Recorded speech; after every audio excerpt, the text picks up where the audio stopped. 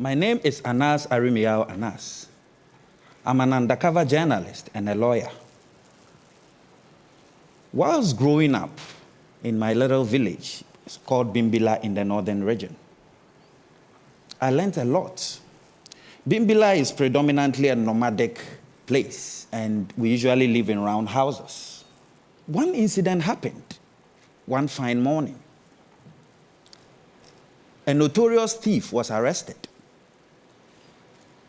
And the community was very happy. But within 3 days, this thief had been released. And the reason given by the law enforcement agencies was pretty simple. They had no evidence. So as I grew up and I became a journalist, I even saw this in a more wider scale, because I realized that politicians sought refuge in always saying that there was no evidence whenever civil society began to question them. With this thinking, I decided to have my own type of journalism. I look at three main things when I do my journalism. I name, shame, and jail.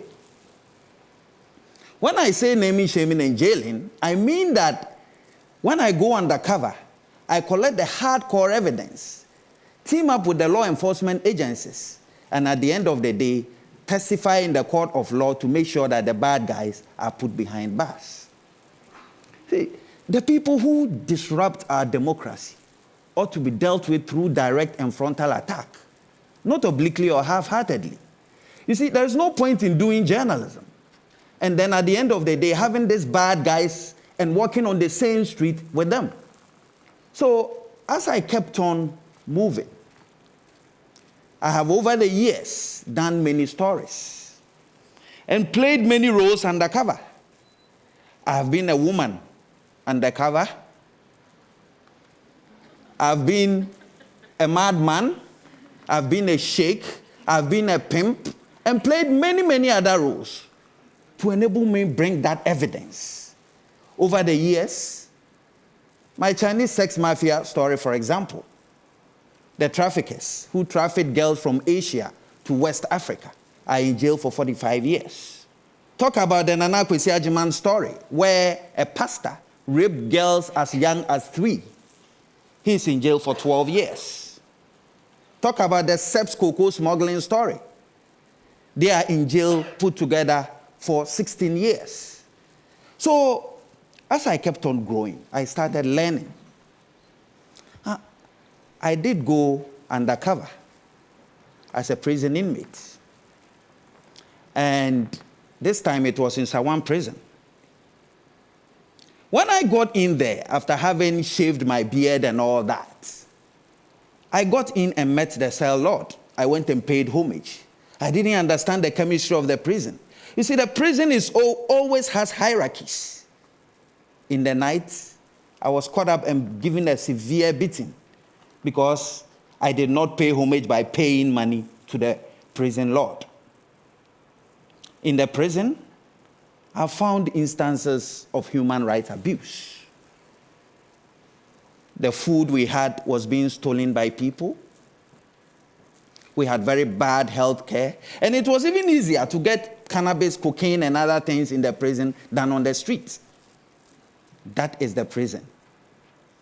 But the most important thing I learned in the prison, and the most shocking revelations, was that justice was for sale.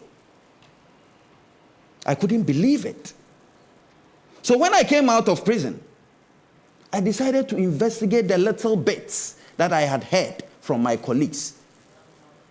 They basically explained that, look, I wouldn't have been in this prison but for the fact that I could not pay to that judge. So me and my team set out to do justice to this issue. And indeed, the film was called Justice. We had 34 judges who were caught taking bribes. And it was such a harrowing experience. We had 145 judicial staff also caught up taking bribes. And I recall one of the stories whilst we were investigating. Brobe was a coconut seller, and he had positioned himself at a suburb of Accra called Tema Station.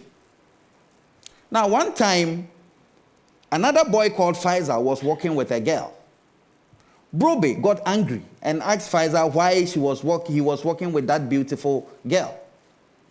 And Faisal replied, Brobe got angry, took his cutlass, it got into a fight and chopped him into pieces. This was there for everybody to see. So when I went undercover, I decided to take up the role of being the relative of Brobe who had killed. I went to the judge. I remember that fateful day. And there I was. I gave him the money. And he took it. Then it was that day that I realized that indeed our democracy was under siege. And that if we don't come together to kick out these evil people who try to destroy our democracy, we will never be a sane country. A similar incident of robbery attack that happened in Taifa. These were real armed robbers who hurt about 8 people. Again, I went undercover as a relative. And here I went to speak to the judge. I told him that I wanted these people released. And there again, he extended his hands and collected money.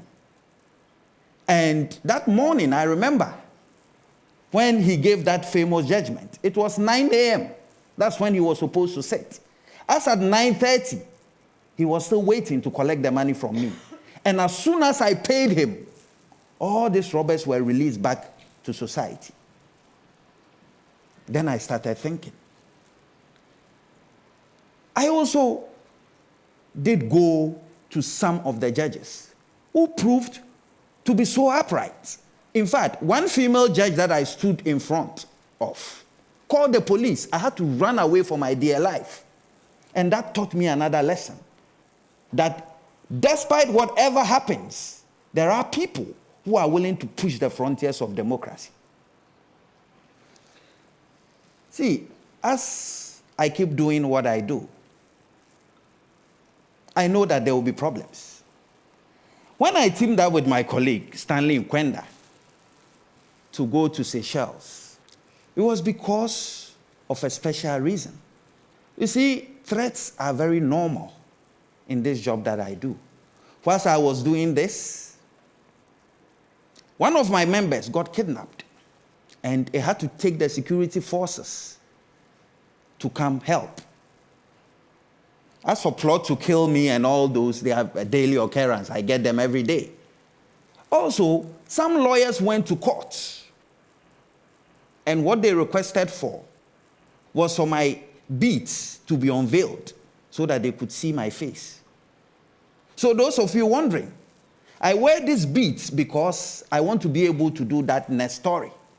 I want to be able to push the frontiers of democracy.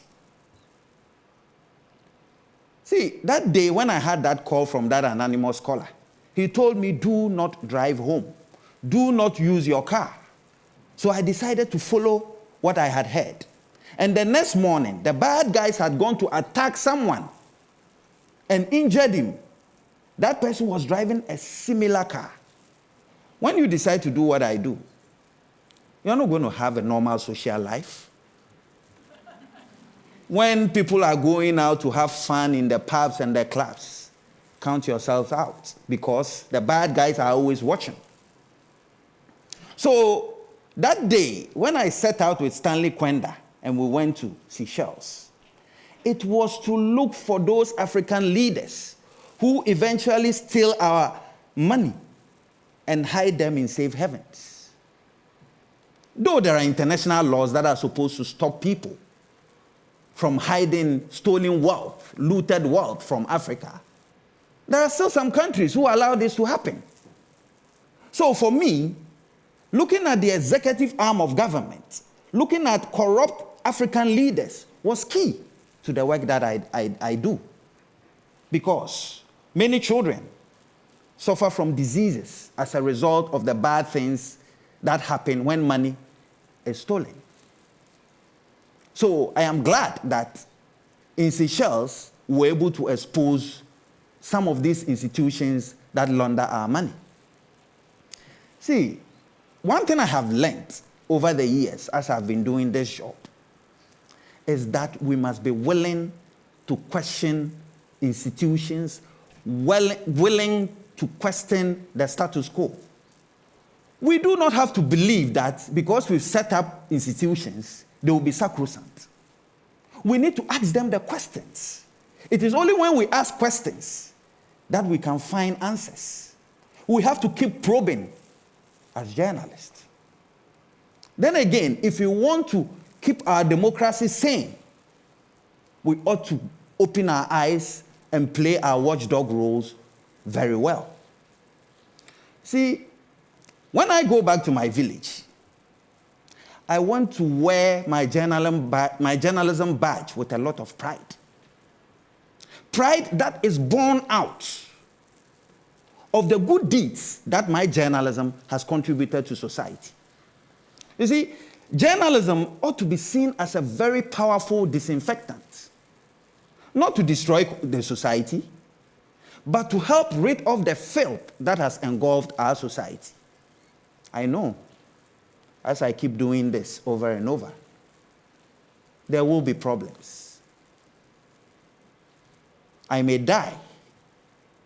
But if I die, I take solace in the fact that I have contributed to democracy. What about you? Thank you very much.